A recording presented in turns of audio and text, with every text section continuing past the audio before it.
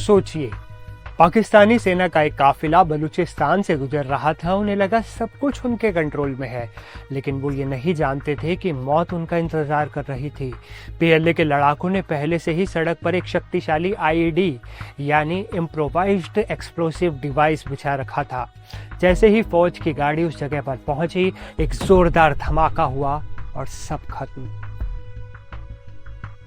चलिए पूरी खबर विस्तार से जानते हैं। नमस्ते, मैं हूं असीम और आप देख रहे हैं एनडीटीवी इंडिया। पाकिस्तान से एक ऐसी सनसनीखेज खबर आई जिसने इस्लामाबाद से लेकर रावलपिंडी तक खलबली मचा दी। पाकिस्तान की ताकतवर समझी जाने वाली आर्मी पर एक ऐसा हमला हुआ जिसने उसके खौफ की कहानी बयां कर दी। जी हाँ, बलूचिस्तान की घाटियों में एक बार फिर गोलियों और बमों की गूंज सुनाई दी और इस बार निशाना बनी है पाकिस्तानी फौज।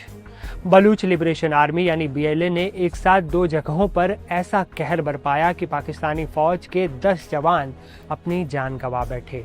धमाका इतना भीषण था कि सैन्य वाहन हवा में कई फीट ऊपर उछल गया और उसके टुकड़े टुकड़े हो गए।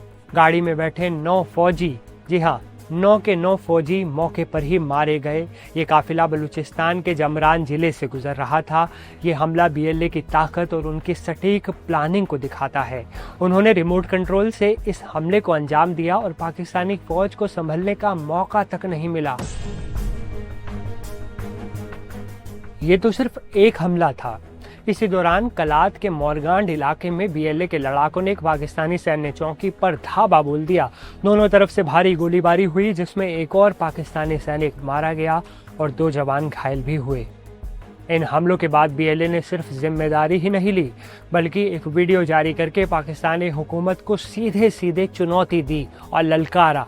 बीएलए ने साफ कहा कि ये हमले उनके संघर्ष का हिस्सा हैं और जब तक बलूचिस्तान आज़ाद नहीं होता तब तक पाकिस्तानी फौज पर ऐसे ही हमले जारी रहेंगे।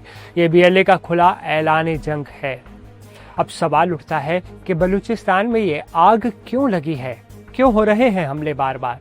दरअसल बीएलए और दूसरे बलूच संगठन सालों से ये आरोप लगा रहे हैं कि पाकिस्तान की सरकार और पंजाब लोग ही उनके प्रांत के कीमती संसाधनों को लूट रही है।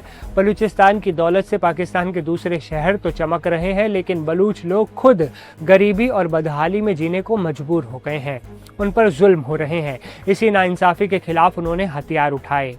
पाकिस्तान की सरकार उन्हें आतंकी कहती है और उनके खिलाफ कई बड़े मिलिट्री ऑपरेशन भी चला चुकी है, लेकिन नतीजा क्या रहा? नतीजा ये है कि बीएलए कमज़ोर होने की बजाय और ज़्यादा ताकतवर और ख़तरनाक होती जा रही है। ये हमले पाकिस्तानी फ़ौज के दिल में बीएलए का खौफ पैदा कर रहे हैं। दोस्तों, ये कोई पहली बार नहीं है।